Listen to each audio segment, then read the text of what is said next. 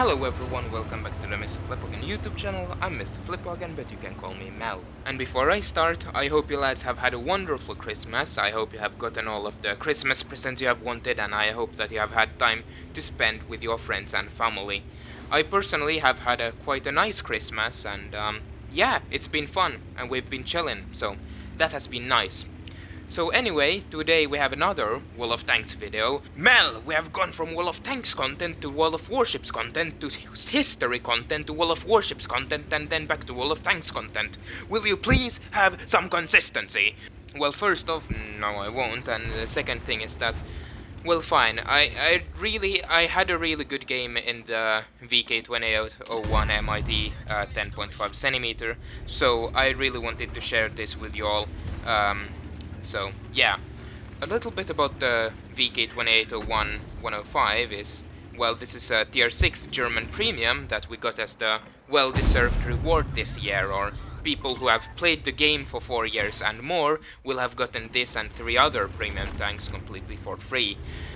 The VK, as I will call it VK from now on, since it's way easier than saying VK28.01 10.5 centimeter, it's a bit of a blast from the past. See, there is already a VK in the German tech tree, but it does not have the same gun as the premium version.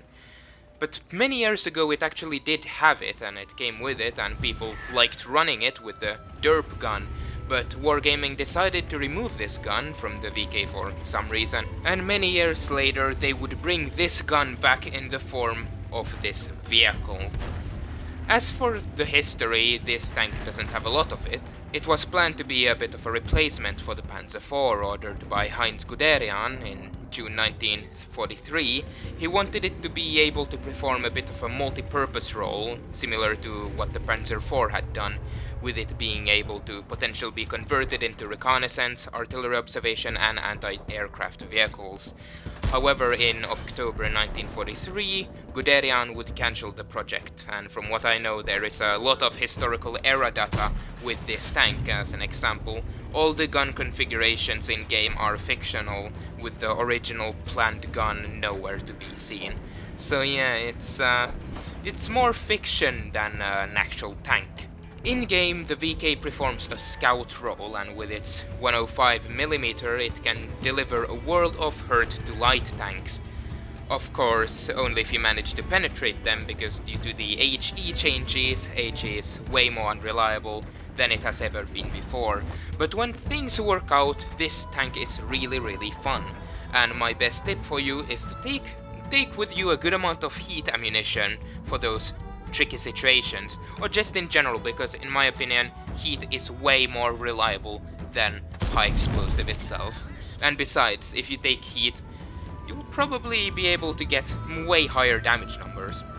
And also, whenever you can, I would perhaps recommend you trying to play this tank in a more of a light medium tank role rather than just a pure light tank role, because, well, this thing is a bit bigger than other light tanks, and in general, in my opinion, it maybe works better as a medium tank, similar to how the Aufklärungspanzerpanther works more as a medium tank than a light tank.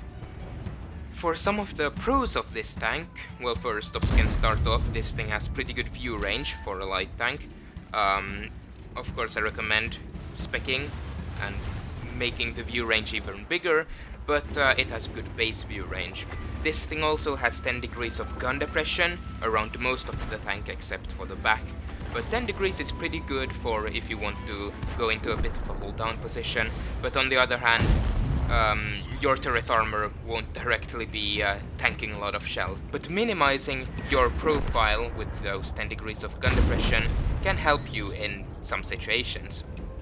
And this thing has pretty good mobility, speed and acceleration, and this thing is quite heavy for a light tank, which means that ramming lighter or poorly armed tanks could be a nice strategy of how to increase your damage numbers. And for the cons, this thing is quite big for a light tank, and it can be difficult to hide behind bushes, and this thing also has relatively poor camouflage in comparison to other tier 6 light tanks.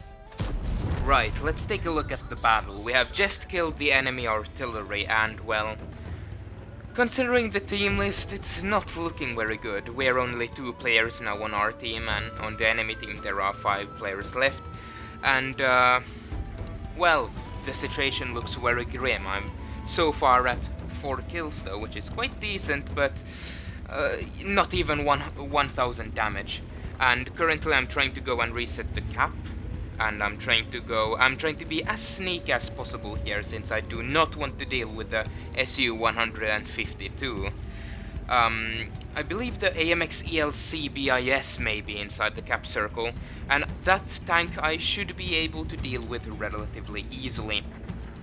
The Skoda manages to take out the Cromwell, and, well, that's... oh my god, that is an 87. I did not expect to see this guy over here. So... well, I would whip out my the heat instantly, and now it's just a waiting game. I have the cupola, and I can penetrate the cupola with my heat, and, well, I've already managed to knock him down to almost 50% health, and, well, since he's playing a tank destroyer, he's not having much of a fun time playing with me. I put the 3rd shell in, or was it the 4th, I don't remember, but I managed to shut the 87 down. Brilliant. So now we are at a 2 versus 3 situation. And, well, currently I'm just trying to figure out what I'm supposed to do, because normally I never am in these kind of close games. I'm thinking that maybe the ELC BIS may be behind here near the, what is this, rice fields? I don't know. Yeah, but I think that he may be here, or maybe I can spot the Su-152 from here, but, well, it doesn't really look like it. So, I'm still trying to figure out what to do, and I believe that... oh, okay, we know now that the AT2 is near the Skoda T40, and oh no, that's an Su-152, and I managed to track him, which is actually pretty good in that situation. I think that was a good thing finally, and incapacitation isn't too annoying. And I managed to get behind him. I whip out the heat again, or I may have had it loaded already, and I start clobbering him, and I'm about to shut him down. And, well, a light tank versus 2 separated tank destroyers isn't too hard to deal with, especially if those tank destroyers are quite clumsy. Anyway, there's someone in the cap circle, and that of course is the ELC BIS. Since the 82, there's no way it would have gotten from the center of the map all the way there in like a few seconds, and there's the ELC BIS. And I try to ram him now, since I'm, well, 50% HP, and, well, I take him out. That was quite easy. I believe I only took 1 shot, or I may even have bounced a shot. Yeah, I did bounce a shot from the ELC. So there we see the display of the relatively good armor on this thing, if you think that this is a light tank, of course. Now I make a bit of a misplay here. I decide to go to the center of the map to help out the Skoda T40 to deal with the AT2. I think in reality I should probably just have stayed and capped the base. But yeah, I make my way up here, and I'm trying to figure out what would the AT2 do in this current situation. The Skoda T40 is trying to perhaps flank the AT2. Oh, and there he is. Okay, he's near that balcony, and he... oh, ouch, he gets 1 shot, and I believe he's using the HE gun. He's using the AT2's derp gun. And while it's not the most effective, I'm playing light tank after all, and I really do not want to deal with HE guns when I play a light tank. So I'm trying to figure out what that AT2 is doing, and I'm waiting for the Skoda T40. I'm thinking that if he goes there, he may distract the AT2 and I may get it shot off. But I think, well, that's way too risky. So I start turning back, and I decide that I'll just go back to under the hill and see if I can get a shot off on him into the balcony, since the balcony isn't that protected. And the Skoda T40 dies. And, well, now I have no chance against hitting the AT2, even if he's on that even if he's up there. So I am in a bit of a sticky situation, and well, right now is when it came a bit late. The thought that maybe I should go and cap instead of trying to kill the 82. So now this is quite a dangerous game, and well, it takes quite a long time to cap in this. In encounter battles, I believe it takes like what 3-4 minutes. We can see, yeah, 3 minutes, 3 minutes and 18 seconds roughly. Um, but I'm thinking that okay, since I'm here, and since I will have time to cap in theory, that means that the 82 will have to come after me. And the 82 is quite slow as well. It's not like he's going to be here in 5 seconds. It's going to take him a while. It's going to take him a long while. So I'm just kind of here, and I'll probably speed up. Oh, did see that the 82 is blind firing, which, well, to be honest, I would probably also do in this situation. And I'll probably speed the game up a bit, just so we can get to a more interesting situation. See that what happens. I decide to go to the other side of this rock formation cave thing, whatever you want to call it, and I'm still capping, and I'm just kind of here behind the wreck trying to wait it out. I think that the 82 may come from the north, sorry, and no, there he is. He's on quite low health though, and okay, he's still blind firing, and I decided to switch to HE because, well, I can kill him with my splash damage, and, well, heat, if it bounces, I deal no damage. So I manage splash damage, another hit with HE, more splash damage, and I take him out, and that was that game. 8 kills. 8 kills, and that was just... whew, a Nailbiter. I think the biggest Nailbiter game I've had of this. Yeah, really.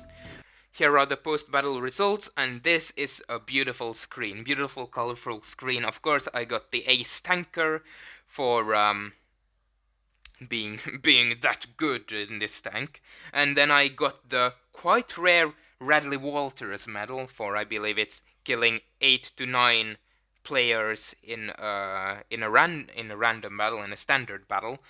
And then I got an Orlex medal, Top Gun, and a High Caliber medal.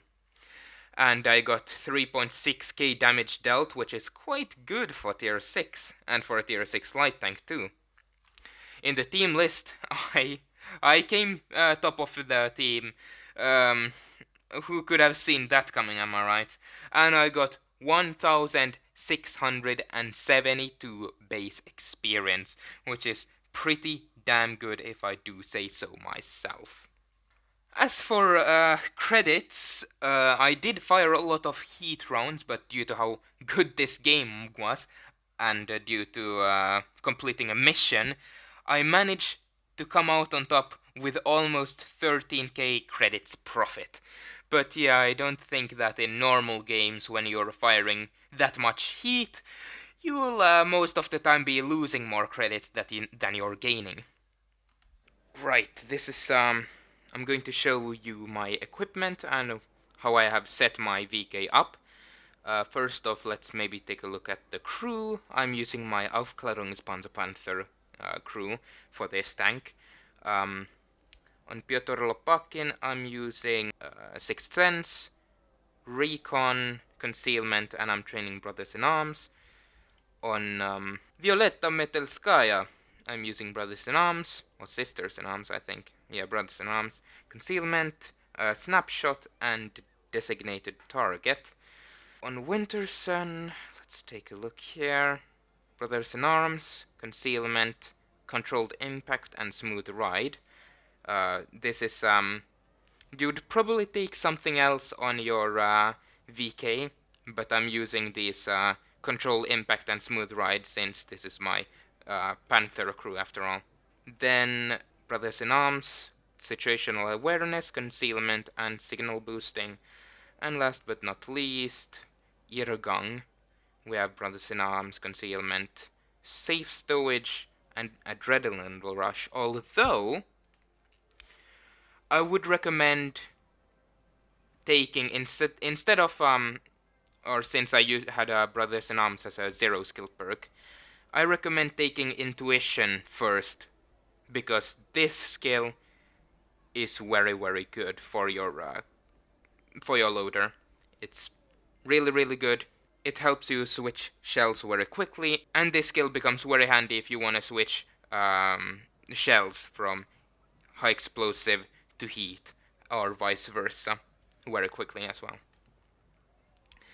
For my equipment, I only have gun rammer and coated optics. I carry only heat and HE ammunition. No point dealing with AP. I take 21 of both shells. And for the consumables, I have all large consumables that you can get on this tank.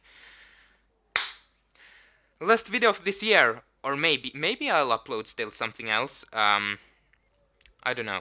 But anyway, socials in the description. I have recruit invites for World of Warships and World of Tanks in the video description, so if you want, you can join me on the EU server. You can take advantage of that. You get nice bonuses, and also helps me out a bit and with my accounts. Of course, I'm not sponsored by Wargaming or anything. And I stream on Twitch sometimes. So if you wanna be a twit on Twitch with me, then feel free to join.